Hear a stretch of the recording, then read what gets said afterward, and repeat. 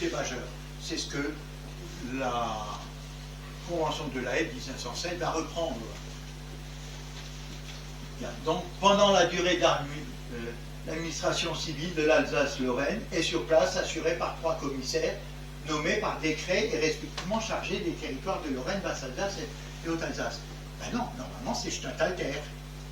C'est le gouvernement, et là, on outrepasse donc les règles, on transfère ça aux Français, ce qui n'a pas de sens. Cependant, la création de ce bulletin ne pourra jamais être officielle, générant donc, ainsi une incertitude quant à la validité des textes qui seront publiés tout au long de son existence. Hein? Donc le bulletin officiel d'Alsace-Lorraine n'aura pas de validité juridique.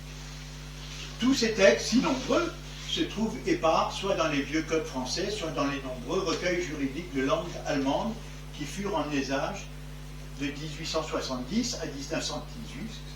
Alors on retrouve des textes au Reichsgesetzblatt, donc tous les textes du Reich qui s'appliquent en Alsace.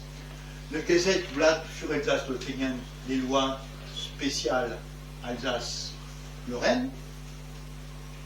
Le Zentralblatt, Amtsblatt, c'est les journaux par canton. Hein. Les collections privées, on retrouve également des textes dans des collections privées qui ne sont pas parus autre part, hein, le Müller ou le Pafrat, soit au journal officiel français, soit enfin dans des recueils de langue française tels que le bulletin officiel d'Alsace-Lorraine. Donc on voit bien que le bulletin officiel d'Alsace-Lorraine n'est qu'un recueil.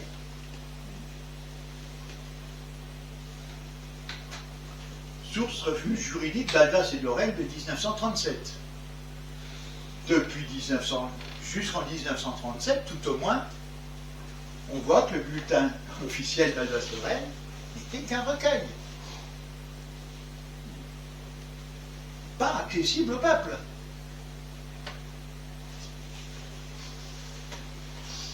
Projet de loi française en province des annexés.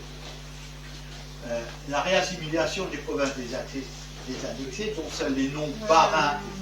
On ne pourrait pas faire une petite pause là? Ah ben on peut, ouais. Si. Ouais, je pense que oui.